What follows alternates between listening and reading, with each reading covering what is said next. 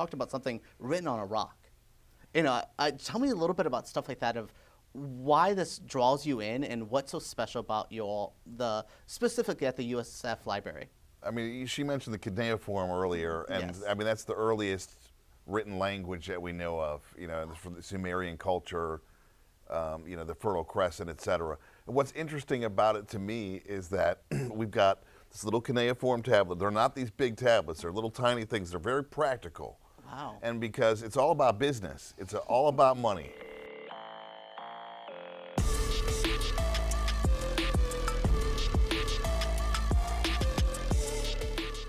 Hello, Tampa Bay, and welcome to On the Grid. My name is EJ Marino, and on our show, we speak with guests who make our Tampa Bay area better. Our two guests today are someone who makes our college better with their wonderful work in the library. We have Stephanie Mackin and we have Andy Huse. So, Andy, I want to speak with you today about what you do. So, describe your position at the USF Library and what you do in our wonderful Special Collections Department. Well, I began as an archivist. That's much like Stephanie's position today. I'm a curator now. I more or less do the same thing, but I think more of my job is kind of about interpreting the materials that we have, not necessarily always organizing them, which I spent a lot of time doing in the past. But we also help people with their research. We're kind of expected to do our own research. So we've got, plenty of things to do in the interim. But then, the main focus, of course, is kind of the treasure trove we have, which is Special Collections. It's, for people who don't know about it, I usually tell them it's like a library within the library, where the stuff that's too cool to live everywhere else, like that's where that lives, because our stuff doesn't tend to circulate. Yeah. So, you can't check the items out because so many of the things we have are unique, and it's the one copy that exists for a lot of that stuff. So yeah, for people in the Indiana Jones movie, after Indiana Jones goes and raids somewhere, they would bring it to you. Like that's essentially. Hopefully. Hopefully, yes. Please don't keep it for yourself. So Stephanie, tell me about your position now in the wonderful libraries that we get to work at. I've seen the libraries on campus. College libraries are always a special thing. Yes, we are more than just the Starbucks that's in our USF library now. If that's what brings people in, that's great. But I am currently the archives librarian. So as Andy said, I'm newer in this position. I am a new career archivist. So I just got my certification a few years ago, paired with my MLIS that I also got at USF. But I've worked in libraries for almost 10 years. I started working with the Orange County Public Library in the children's department, and then wanted to get into academics. So I went to Valencia College, really loved it there, but I wanted to get my degree. So I actually moved from Orlando to Tampa to USF so I could work in our access services. So I was her stacks, which meant I dealt with all of the circulating books, and got my degree, and then moved into special collections on an internship, and just absolutely was like, this is where I belong. I love archives. I love dealing with this material. I love preserving people's stories and history, and I've just been really fortunate to stay on that track, have great mentorship like Andy and our director, so now I deal with all the physical archives. We bring them in, we arrange them, we describe them, and make them available for researchers, our students, and our community. I love that you're able to do that. I love that you spoke about that passion of wanting to do that. Andy, when did you first notice this passion of wanting to do this? Were you a investigator? I always say, I always find the people who like dinosaurs as a kid, who always wanted to uncover the archaeologist, that I feel like Right. They're cousins to each other. Can you tell me about when you first saw this kind of start springing up in you? I mean, I've always been in love with the written word. I think what really sealed it for me was just getting into history at USF. I started in kind of an English area and decided it just was not for me after one semester. So I quickly pivoted to history, and at that point it was like that was my briar patch. It was like it was a good place for me to be. I feel like a lot of people who don't work in archives, like librarians and stuff, they're a little put off because it just looks like too much work, and there can be physical stuff involved, moving boxes around, picking up stuff, raiding people's attics, and things like that. So there's a lot of aspects to it. It's a dynamic position, and I guess that's the other thing that I love about it is, Stephanie and I talked about it. It's like every day could be a little different depending on what you're involved in, who you're working with, if you've got donors that you're working with, partners, things like that. So it's really all over the place. But I think when I first started doing research in special collections and really getting into history, it was like, wow, this is really cool. And so over time, it seemed to make sense. What's your nerdy history love? Where is there a decade, a time period that you find yourself like as a film fan? I'm a 70s film addict. I love learning about 70s filmmaking, which isn't that long ago in the grand scheme of things and archival, but I have such an interest in that. Is there a time period, a art movement, a written movement that you find yourself enamored by? I just find Tampa fascinating in general. So, 1887, when it becomes a city, from then on, it's just like, it's all, there's just so much crazy stuff happening all the time. I'm really interested in popular culture. I'm very interested in food. I've written about food quite a bit in the past. So I wrote like the Columbia restaurants, their centennial history. Yep. I did another book called From Saloons to Steakhouses, which kind of looks at Tampa culture and history in eating and drinking places over the last century. And so that's like, if Tampa history is a buffet, that's my, plate where it's just piled high with, all different kinds of stuff. That book has so much stuff in it. And then a couple of years ago, I worked with Jeff Houck and Dr. Barbara Cruz working on the history of the Cuban sandwich. So that's been an oft, kind of discussed topic here. And as a librarian, I thought it kind of behooved me to try to answer those questions, like where does it come from? Using your powers for good. I like that. Right. And but not everyone has liked the answers that I've come up with. So, trust me. I have a friend who owns she's just doing Cuban sandwiches, and it's supposed to be very traditional Cuban. And they're a little bit different than what you would normally, and the beef within the Cuban sandwich world. I'm like, what are we talking about? They're sandwiches, eat them. They're lovely. Stephen, do you find yourself something interesting, similar to that, where you're interested in all of history, or do you have your spot? Are you a Romanticism era? What is your go-to? Well, I started out as an English Lit major, which is how I got into library. It's very obvious transition. But I am a big Disney fan, and we actually have a Disney animation collection at USF with some original animation and artwork. So I'm really geeky about that collection. I'm writing that down on my list of I would love that. I used to work for Disney. I'm a big Disney-file person, so that's like something personal. But, I'm not from Tampa, but when I started working on the collections, and specifically the Anthony Tony Pizzo collection, was a great overview for me about this rich history that Tampa has. And it also just really shows the impact of how the archives can have in someone's life, because, when you hear about Tampa as an outsider, you hear about the Cuban culture and the Cuban cigar and the Cuban sandwich. And then as I'm going through Tony's collection, I'm realizing that there was a huge Italian immigrant community that also was here. And my family is Italian. They immigrated from North Italy to Chicago way back in the day.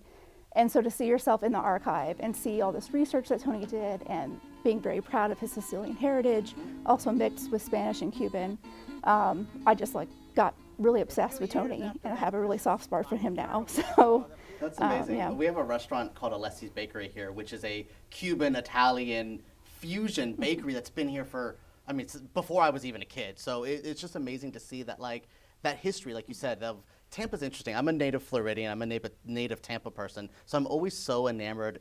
I always tell people out of them, we have pirates. Yeah. Gasparilla's a big thing, and the mayor gets the key, and it's such a thing, and we have such a rich history. So I love that you both, have this you fell in love with it, because as a kid growing up here, going to Ybor, seeing the cigar factories, it's an interesting history that we have here. We joked about it before that I've been to Orlando, and nothing against Orlando, but it feels like a fake big city. There's not that soul, that personality. Right. Tampa has that. We're able to archive something, as your job has shown us. We're able to do that. I'm in love with what you guys do. I will say, enamored by what you do. So Andy, you do what you do. You've done this for some time. Is there something that you find nowadays that you're uncovering that you're amazed by, even just the knowledge of a younger generation or the lack of wanting to learn things? Is there something that you're finding nowadays that was a bit different than when you first started? A lot of things have changed, but I think that I'm really encouraged by the fact that I think younger people today are looking for more authentic experiences and things like that, and really are reinvesting back into history to some extent. I mean, with just their interest. I really felt like, 25 years ago or so, it wasn't that much in evidence. And so it's not just old folks who are really into history these days. I feel like more younger people are into it as well. Just because we're surrounded by so many kind of disposable experiences and media and everything else that there's something special about, like you said, living in a place that has a sense of place, that has a sense of history. And even though a lot of the history that we celebrate, like pirates, is bunk, Yes. it's history now because we've been celebrating it for so long that it's sort of, our fantasies have intruded into the real world. So to me, I find that really fascinating. Yeah, as a pop culture fan, I love that pirates has been such a big part of us, and that even, like you said, as not real as it could be, it became that, the Gasparilla-ness of it all. I love seeing the culture we have here.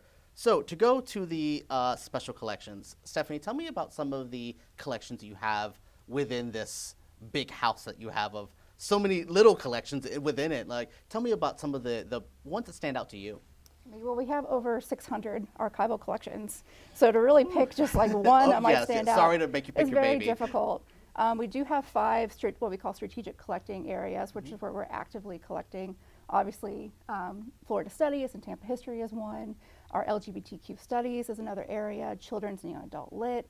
Obviously, USF, University Archives. We wouldn't be here without them. I was interested in the USF archives of one. I guess I don't know how old the school is. So can you tell me a little bit about that archive and who gets to build in that? Do you have alumni come? Do you have former teachers come? Tell me a little bit about that one.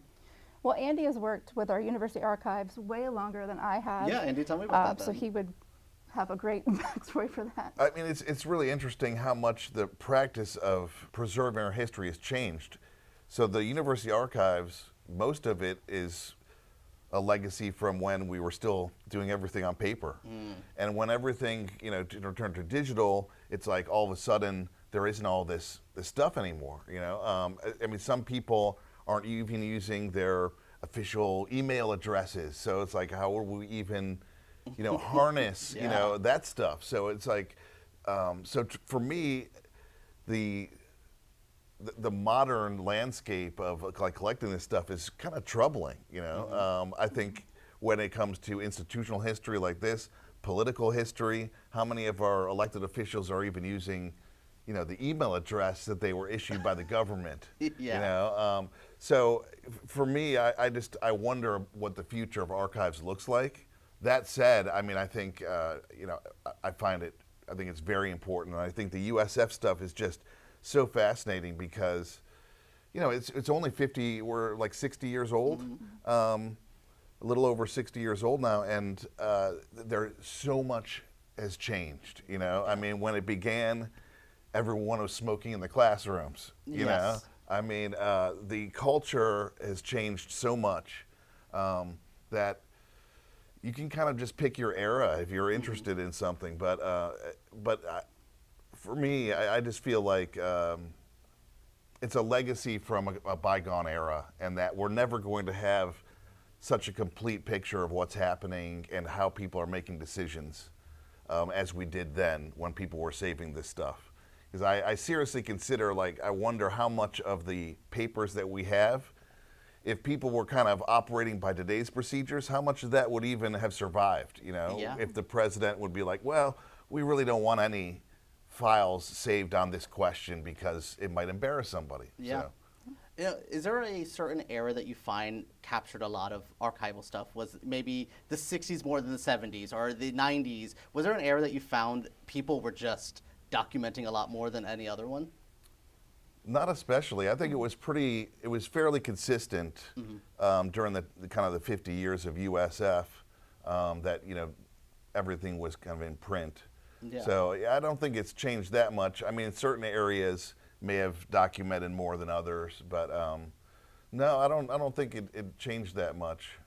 Because I always recall, like, I felt the 90s was, with the height of video cameras and disposable cameras, I felt like we were such a document time. I mean, I feel like the 2000s, we lost a little bit, especially when I would upload photos to MySpace. Then MySpace disappeared, and then where did they go? Right. I found the 90s were such a special time where I guess maybe video cameras were more accessible. So I always, when I look at archive, I always feel like 90s has such a chunk of stuff, where we were able to record so much and document so much. So I'm always amazed by that as a 90s kid myself. So, so Stephanie, I want to ask you a little bit about Tampa Through Time and the Ybor Dwelling Project. I was able to look at the website a little bit for that and just, play the MapQuest game of like, ooh, what's this? And just tell me about that a little bit. Yeah, so that is a 2-year kind of project that myself and our Associate Director of Digital Initiatives, Dr. Amanda Bozar, were launching and implementing. And it's a really cool way to bring our physical archives that we digitize along with mapping tools, digital objects, and other types of resources across our library into this very interactive, immersive map. And what I like most about it is not only just to, locate something geospatially by looking at a map, if someone's curious, like, I wonder what used to be around where I live now, but also just to see how the urban landscape has changed so drastically. I mean, that's why it's called Tampa Through Time, right? To see the evolution of Tampa through maps and through where things were once located are no longer located, unfortunately, due to like urban development and urban renewal. And the Ybor City Dwellings Project was born out of that platform from a photo album that we found in the Tony Pizzo collection. And when I first found it, I was just like enthralled with it because not only did it have exact addresses of people's homes that no longer exist anymore during that Depression era, which is really rare to find, but I like immediately went to Andy and was like, do you know about this? Like, where did this come from? Where did Tony get this? And then we got, Chip Weiner involved because he's a local photojournalist and did a lot of work with the Berger brothers. So we wanted to see if we could figure out maybe who took those photographs. So that's how Chip and Andy worked on this project of the now photographs. And it just kind of like spun from there. Andy did a lot of the research for urban development, urban renewal. We did the work of, ingesting hundreds of photographs into this platform, online platform, geolocating them, not where they, like the addresses are now because a lot of them don't exist anymore, but to maps in the 1920s. So that's a lot of GIS work. And then bringing it together and curating it into a tour where people can actually walk the streets of where some of this housing once existed. That's amazing. As well as learn about the history of urban renewal and urban development. And what I actually really found impactful about that was, as archivists, we're so used to preserving material that other people have created, right? It's their stories, their research. But then to be a part of that creation process with Chip and realizing that we're documenting stuff for like the future archivists and the future researchers was really interesting for me because we weren't thinking about that when we brought Chip in, and as we were bringing the photos, we're like, wow, we're documenting, we're creating material for the future. So yeah, it's been a really great project to work on, and the platform, we keep adding more material. I last checked, we have almost 2,000 archival records in there, along with different walking tours and collections. Andy's working on a Florida menu collection and a food, because again, that's his area, food collection and tour. So there's a lot of new material and a lot of really cool archives in there that people can just explore through the map or even just searching like keywords and collections. So yeah, it's a different way of looking at, normally you have these kind of finding aids for archival collections and it gives you an inventory, and it's a very typical way to access the materials, but using a map is something much different. And so for people who know the area well, it's a whole different way of kind of exploring the stuff. So, we've been taking pains to take all these archival materials and assign them a location. So for example, the Cuban Club, if there's records from there, we'll pin that to the map where the Cuban Club is. Yeah. So it's just a different way of accessing the material. So there's multiple ways, archivists and librarians, we're all about like multiple ways of entry or, to get to the material. So it's just another example of just providing one more way that people can access the materials. I have to take a moment real quick to just stop and say I love that your guys' face lights up when you talk about this. It's just the genuine love you have. I mean, it makes me happy to see, and just as someone who is I like historian, like I said, of film and documentations like that, I just love to see what you guys do for our culture. As a native Floridian, you're talking about the tour. I want to take my mom. She's been here since '66. I want to take my mom on that now, and I just love that what you guys are doing for this area. On the Grid is about spotlighting people who want to make Tampa better, and I just love that you guys have that passion. And outside of, I just thought we were going to talk about books. I thought we were going to, just learning that you guys this passion for wanting to do this. So I want to talk a little bit, Stephanie and Andy, both about the services you offer. I know there's research support and there's digitization. Can you speak about that a little bit? Yeah, so we were talking about digitizing all these collections for this project, but we digitize material consistently, not just for Tampa Through Time. We've been doing it for several years, and we have an amazing digital initiatives team that works so hard for us. Andy and I might think of a collection that we're like, wow, this is really important, it should get online. Their team just takes it and they do beautiful work and they do the metadata so people can find it and describe it. So there's a lot of collections, and it's only still just a fraction of the physical archives. That's what I tell people. It's like a taste of what we might have. So you can see it at home, but then you got to come in to see all the other cool stuff. And then our research services, Andy has been doing consultations. Those are easily bookable for any of us. We do have curators for our Florida environmental and natural history collections. Andy does the Florida Studies collections. We have anyone you can book if you want to look at a specific subject, or you just don't even know where to begin.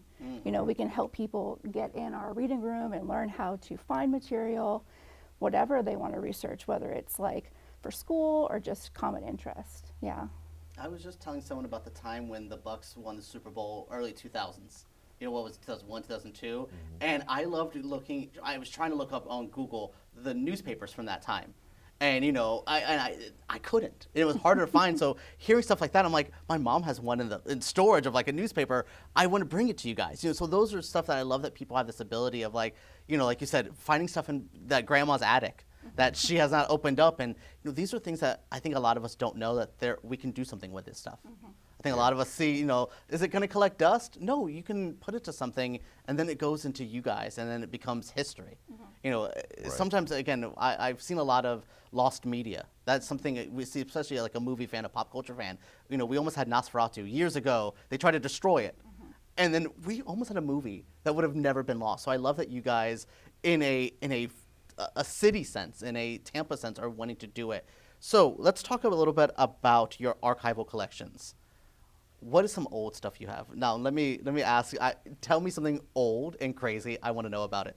And you might have some of the fun info there of just something interesting that you guys have found in that archival. You talked about something written on a rock. Tell me a little bit about stuff like that, of why this draws you in and what's so special about specifically at the USF Library.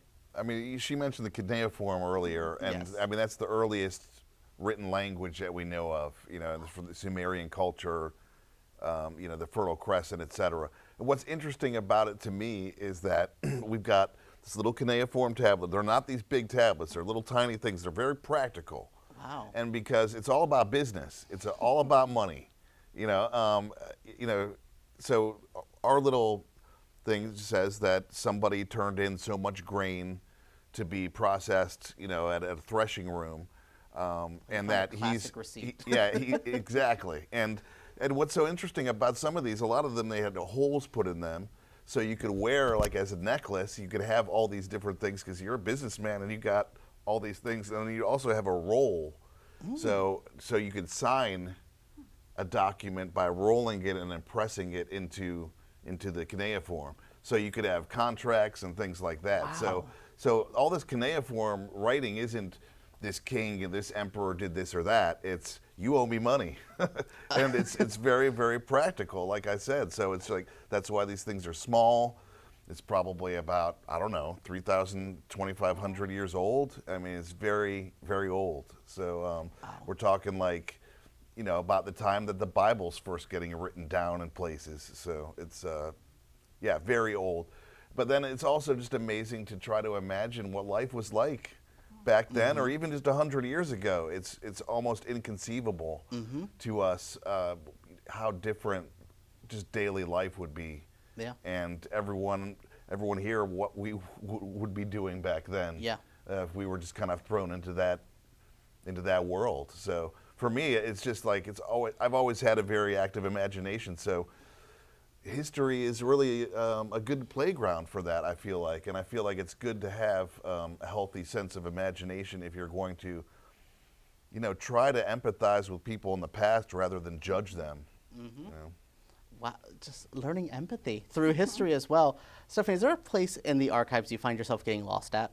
Is there a place that you stumble upon and you're like, I guess I'll stay in the LGBT, or something, the children's literature, especially since that's one of your backgrounds and with Disney. Is there a part that you're just like, oh, where's Stephanie? You know where she's at.